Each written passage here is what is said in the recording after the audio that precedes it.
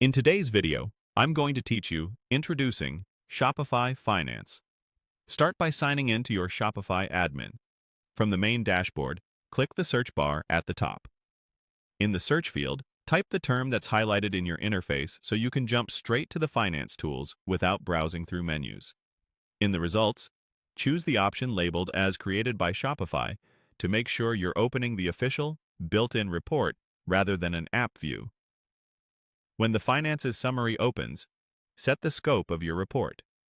Open the channel filter and select all channels so your data includes your online store, POS, and any other sales channels you use.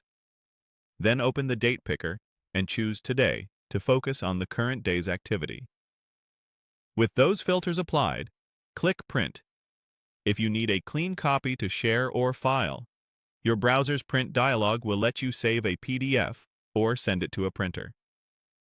Next, use the guided highlights within the page.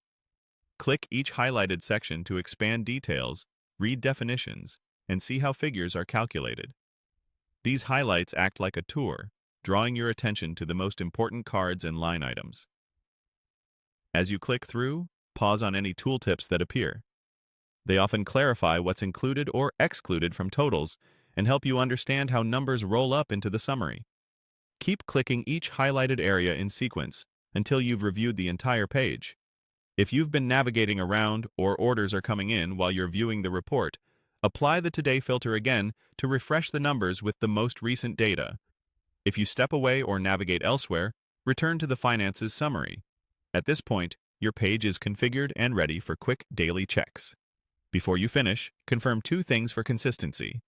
The channel filter is set to All Channels, and the date range is Today.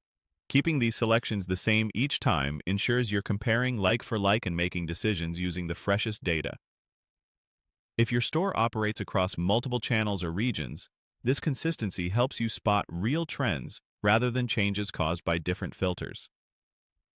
A quick tip as you work: analytics can take a short moment to update right after a sale or refund, so if something looks off, refresh and check again. And remember, printing or saving a PDF preserves exactly what you see on screen, including your chosen filters, which is great for handoffs and audits. That's it. You've navigated, filtered, reviewed the highlights, refreshed